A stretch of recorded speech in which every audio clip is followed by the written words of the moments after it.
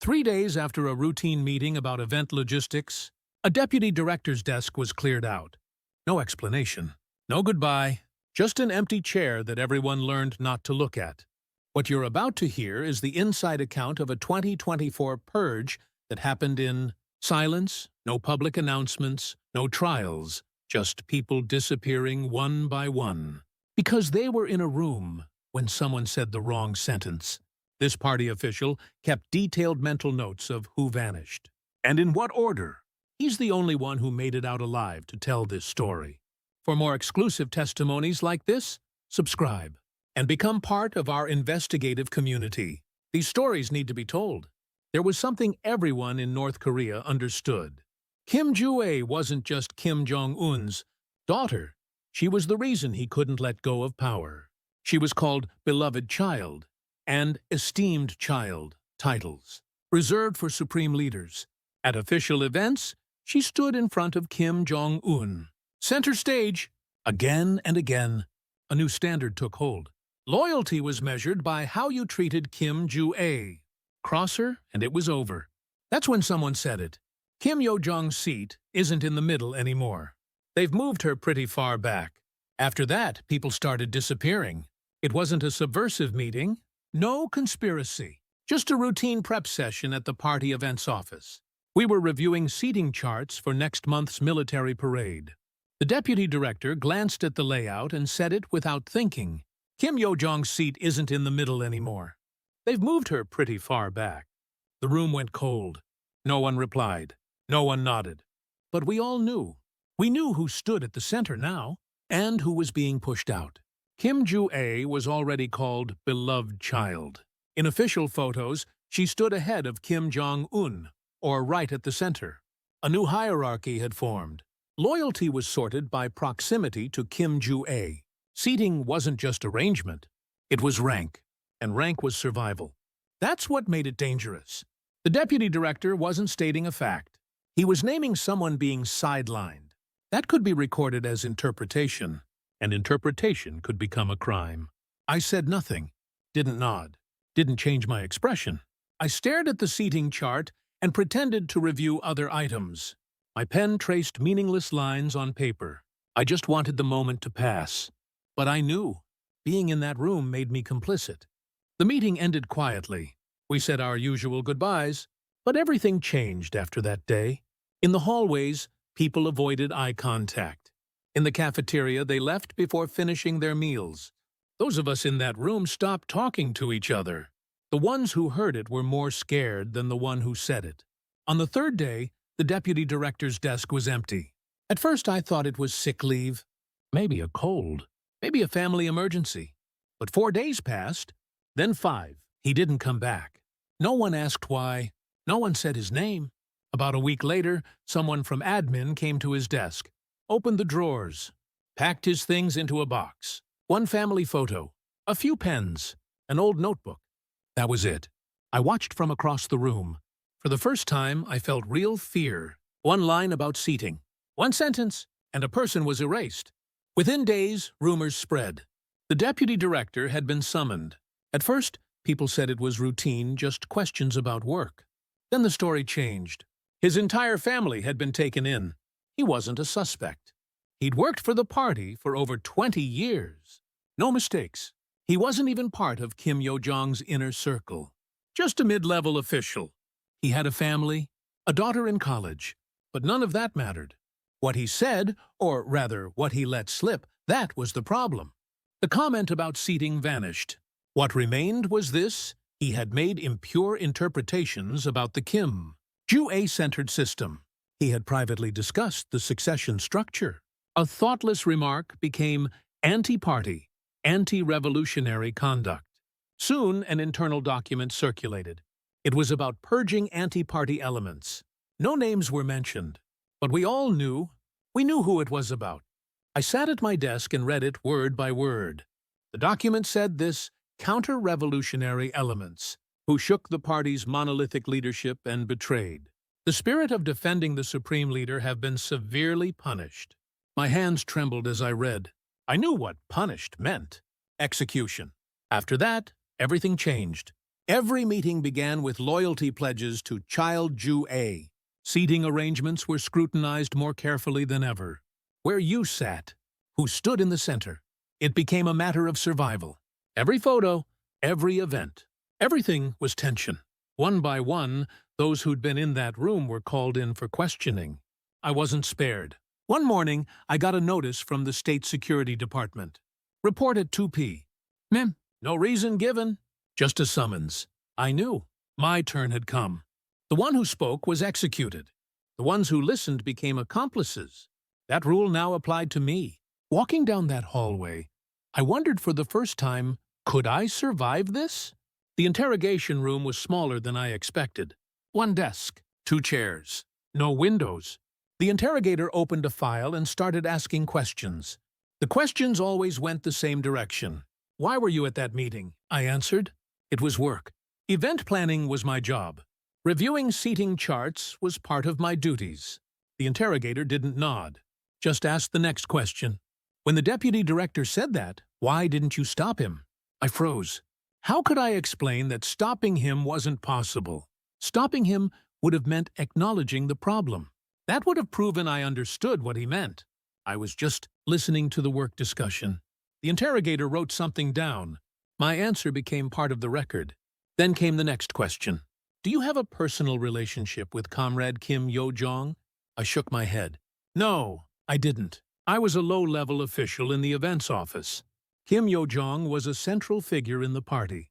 There was no connection. But the interrogator asked again. Then why were you in that room? The same question. Over and over. My answer stayed the same. But the intent behind the question changed. The interrogator wasn't confirming facts.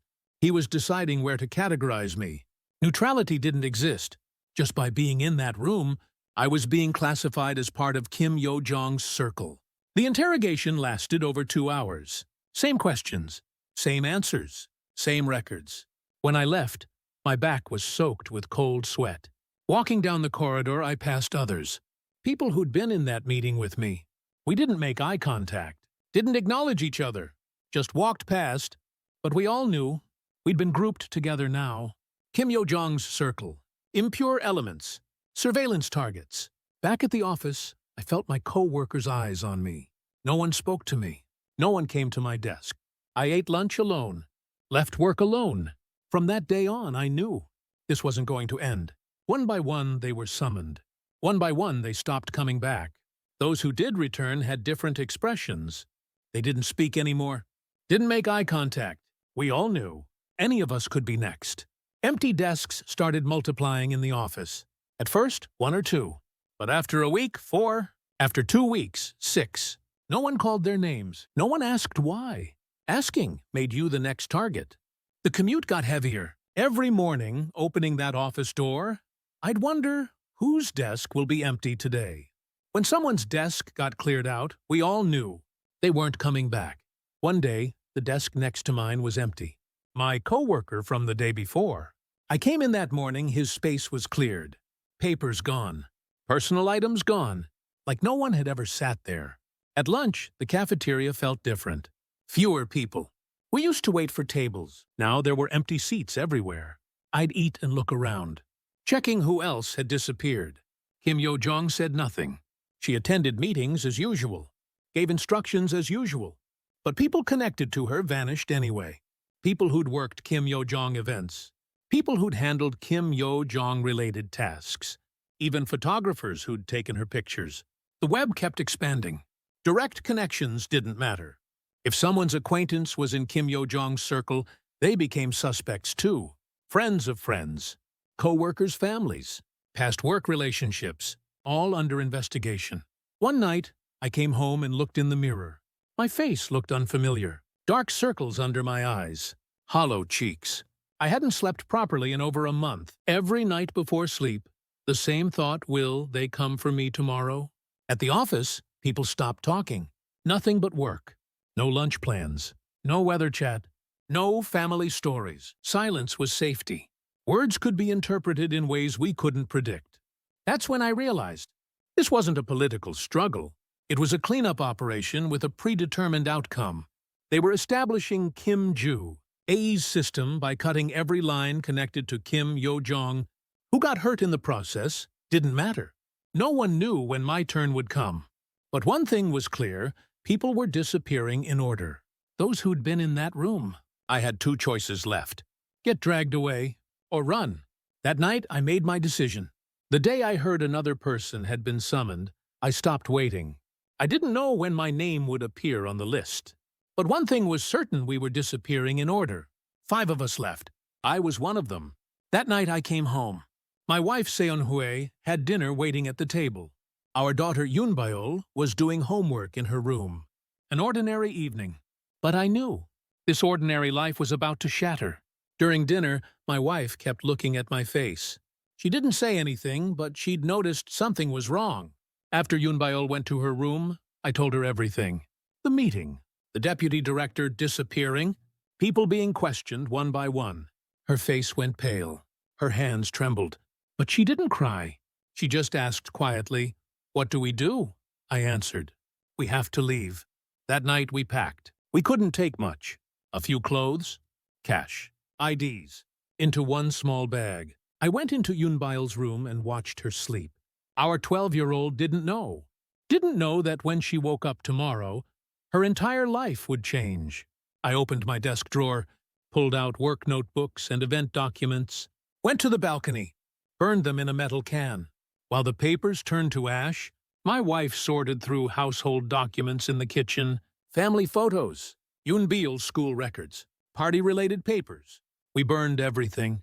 I deleted contacts from my phone, co-workers' numbers, relatives' numbers, my wife's friends. If they tracked us, those people could be implicated too. We didn't want connections to anyone anymore. At 5 a.m., I woke Yoon-byul. Groggy-eyed, she asked, "Where are we going?" I told her. "On a trip." She didn't ask more. When I told her to pack, she quietly filled her bag.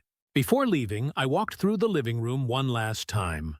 We'd lived here over 10 years, where Yoon-byul was born, where she took her first steps. But I knew we couldn't come back. When I closed that door, our family's choices vanished. We avoided our usual bus stop, avoided CCTVs, avoided crowds. In an alley near the station, I met someone I'd known before. He nodded at us, pointed to the back of a truck. We climbed into the cargo area. Yoon-byul sat in the middle. My wife and I held our daughter from both sides. The truck started moving. Inside that rattling cargo hold, I felt Pyongyang falling away. We were leaving a country where Kim Yo-jong's name had become a crime. The truck drove for 2 days. We stopped a few times but couldn't get out. Only at night did they open the cargo door to give us food and bathroom breaks. Yoon-byul was scared at first. Later, she just stayed silent in her mother's arms. On the 3rd night, the truck stopped completely. Someone knocked on the cargo door. Time to get out. We stepped into darkness. A mountain road. No streetlights anywhere. A guide walked ahead of us. No words, just hand signals to follow. The mountain path was steep. I almost tripped over tree roots several times. Yoon-byul held my hand tightly. My wife pushed our daughter from behind. After about an hour, I heard water ahead. The Tumen River. Winter. The water was low, but in the darkness, it looked black. The guide stopped and pointed across. "That's China." We climbed down to the riverbank. The moment my foot touched the water, it was ice cold. Yoon-byul flinched, but didn't make a sound. My wife lifted her onto her back. I held our bag over my head and led the way. The water rose to my knees. The riverbed was slippery. I moved carefully, step by step. Behind me, I heard my wife holding her breath. Yoon-byul had her eyes closed on her mother's back. Halfway across, I saw lights behind us. Flashlights. Border guards. The guide signaled us to crouch. We lowered ourselves into the water. It rose to our chests, but we didn't breathe. The light swept across the river. My heart felt like it would explode. I could feel my wife trembling under Yoon-byul's weight. Seconds? Minutes? I couldn't tell. Time stopped. The light disappeared. The guide moved again. We crossed quietly. A few more steps, I felt dirt instead of rocks under my feet. We'd reached the other side. Climbing the bank, my legs gave out. My wife set Yoon-byul down and collapsed. Yoon-byul clung to her wet clothes, shaking. I turned back. Across the river, North Korean land sat in darkness. The guide started walking again. No time to rest. We started walking. Water dripped from our wet clothes, but we couldn't stop. We had to get away from the border. After another hour over the mountain, a small warehouse appeared. The guide opened the door. Nothing inside, but it blocked the wind and rain. We changed clothes there and caught our breath for the first time. Yunbil held on to me. She didn't say a word, but she was trembling slightly. I held my daughter tight and thought, there's no going back now. After one night in the warehouse, a different guide appeared. He spoke Chinese, but only used hand signals with us. Back into a truck cargo hold. This time, we had to hide among the goods. The truck drove for days. We didn't know where. No windows. No clocks. In that space, time disappeared. Unbyul kept saying she was hungry, but she had to endure. Twice a day, when the truck stopped, we got one piece of bread and water. After about a week, we arrived at a small house. One room, shabby. Thick curtains on the windows we couldn't see outside. The guide told us wait here. He didn't say how long. We spent a month there. Couldn't go outside. During the day, never opened the curtains. Yunbyul felt trapped at first. Later, she just lay there. My wife stared at the sliver of sky visible through the window frame every day. Sometimes we heard Chinese police passing by.